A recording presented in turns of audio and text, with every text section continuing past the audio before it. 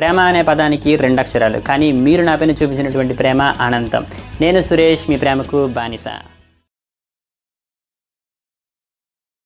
Desktop మీద right click అనమాట. Okay, ఇప్పుడు మీరు చూసుకుంటే ఇంతకు ముందు డెస్క్టాప్ మీద రైట్ క్లిక్ చేసిన వెంటనే ఒక డైలాగ్ అయితే ఓపెన్ అయ్యేది, కానీ ఈ యొక్క ఐటమ్స్ కి పక్కన ఐకాన్స్ అనేవి ఉండేవి కాదనమాట. ఇప్పుడు చూసారా, ప్రతి ఒక్క ఐటమ్ కి పక్కన మనకైతే ఐకాన్స్ ప్రొవైడ్ చేశారు అండ్ ప్రతిదీ కూడా చాలా బ్యూటిఫుల్ గా కనిపిస్తుంది అనమాట. ఇక్కడ మీరు చెక్ చేసుకుంటే వ్యూ మీద మౌస్ పెట్టిన వెంటనే ఇక్కడ మీరు చూసారా, large icons, medium icons, by default medium icons అని చూపిస్తుంది. ఫర్ ఎగ్జాంపుల్ మీకు లార్జ్ ఐకాన్స్ కావాలనుకోండి, లార్జ్ ఐకాన్స్ మీద క్లిక్ చేస్తారు. ఇక్కడ మీరు చూడండి లార్జ్ ఐకాన్స్ అయిపోయాయి అనమాట. అండ్ అదేవిధంగా ఒకవేళ మీకు మళ్ళీ మీడియం ఐకాన్స్ కావాలనుకోండి, మీడియం ఐకాన్స్ అనేవి అయిపోతాయి అనమాట.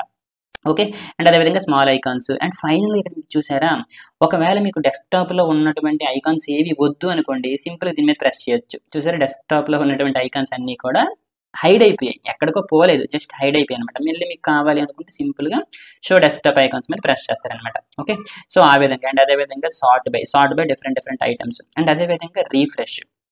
ఓకే, అండ్ అదేవిధంగా ఇంతకు ముందు ఇక్కడ మనకి paste shortcut, and, copy, ఇట్లా డిఫరెంట్ ఆప్షన్స్ అనేవి చూపించాయి, కానీ ఇప్పుడు మనకి చూపించట్లేదు. సో చూపించట్లేదు అని చెప్పేసి మీరు ఏం కంగారు పడకండి, అవి ఆటోమేటిక్గా మీకు ఎప్పుడైతే అవసరం అవుతాయో అప్పుడే చూపిస్తాయి అన్నమాట. ఓకే, అది ఎలా అనేది మనం చెక్ చేద్దాం.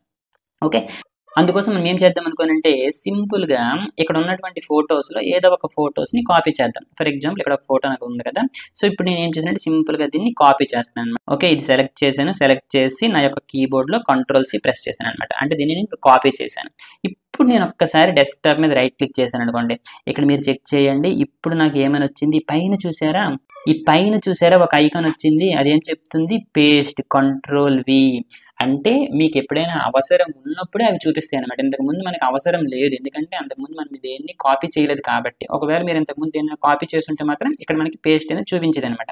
సో ఇప్పుడు నేను పేస్ట్ చేయాలనుకోండి, సింపుల్గా దీని మీద ప్రెస్ చేస్తాను అనమాట. ఓకే, సో ప్రెస్ చేస్తే ఆటోమేటిక్ ఇక్కడ నాకు చూసారా పేస్ట్ అయిపోయింది అనమాట. ఓకే, అండ్ అదేవిధంగా మళ్ళీ పేస్ట్ చేయాలనుకోండి, మళ్ళీ అది మనకి అనిపిస్తుంది అనమాట. చూసారా, ఇంకొకసారి పేస్ట్ అయిపోయింది. అండ్ అదేవిధంగా ఒకవేళ కాపీ అనేది అండు చేసుకోవాలనుకోండి, అండు చేసుకోవచ్చు. ఇక్కడ మీరు చూడండి, కాపీని అండు చేస్తుంది అనమాట, అది బ్యాక్ వెళ్ళిపోయింది. సో ఈ విధంగా ఏంటంటే డిఫరెంట్ ఆప్షన్స్ అనేవి బేస్డ్ ఆన్ ద ఇంటెలిజెన్స్ అనమాట. అంటే కావాల్సినప్పుడే అవి మనకి కనిపిస్తాయి అనమాట. అయితే ఈ యొక్క కాపీ పేస్ట్కి సంబంధించినటువంటి ఇంకొక అద్భుతమైనటువంటి ఇన్ఫర్మేషన్ మీకు చెప్పాలి. అదేంటి అనుకుంటే, ఫర్ ఎగ్జాంపుల్ మీరు ఏదో ఒక డాక్యుమెంట్ మీద వర్క్ చేస్తున్నారు అనుకుందాం. ఫర్ ఎగ్జాంపుల్ మీకు ఈ యొక్క టెక్స్ట్ ఉందనుకుందాం ఈ యొక్క డాక్యుమెంట్లో.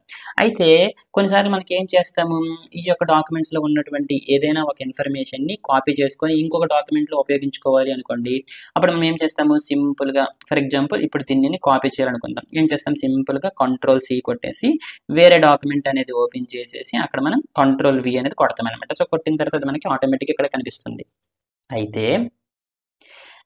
అయితే ఒకవేళ ఫర్ ఎగ్జాంపుల్ ఈ యొక్క డాక్యుమెంట్స్ లో ఒక 3 టెక్స్టుల్ని మనం కాపీ చేసి అక్కడ పేస్ట్ చేయాలనుకోండి. ఏం చేయొచ్చు, సింపుల్ గా ఫస్ట్ ఒక దాన్ని కాపీ చేస్తాం, మళ్ళీ Ctrl+V కొడతాం, ఇంకొక దాన్ని Ctrl+C చేసి ఆ డాక్యుమెంట్ లోకి వెళ్ళి Ctrl+V కొడతాం. ఇలా ప్రతిసారి కూడా Ctrl+C అండ్ అక్కడికి వెళ్ళేసి Ctrl+V అనేది చేస్తాం. కానీ మల్టిపుల్ కాపీ పేస్ట్లు మనం చేయొచ్చు అనమాట. సో అది ఎలా చేయాలనుకోనంటే, ఫస్ట్ ఏదైతే మనకు కావాలో దాన్ని సెలెక్ట్ చేసుకొని Ctrl+C కొట్టేస్తాం అనమాట. సో కొట్టేసిన తర్వాత నెక్స్ట్ ఇది మనకి ఏదైతే కావాలో దాన్ని కూడా సెలెక్ట్ చేసి Ctrl+C కొట్టేస్తాం.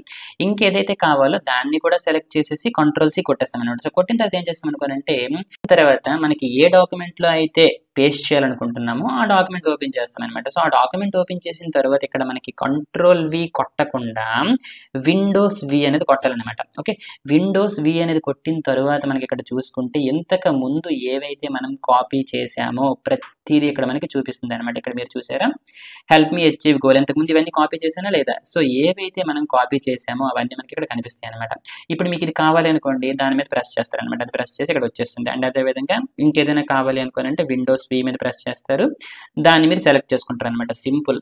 ఓకే, అయితే ఇదే డైలాగ్ లో ఇంకా బాగా మీరు గమనిస్తే పైన చూసారా మనకి ఈమోజీ ఉందన్నమాట. ఓకే, ఇక్కడ మీరు చూసుకుంటే ఈమోజీకి సంబంధించినటువంటి ఇన్ఫర్మేషన్ మొత్తం ఇక్కడ ఉంటుందన్నమాట. మీకు కావాల్సినటువంటి ఐకాన్స్ అన్ని కూడా ఇక్కడ మీరు ఉపయోగించుకోవచ్చు.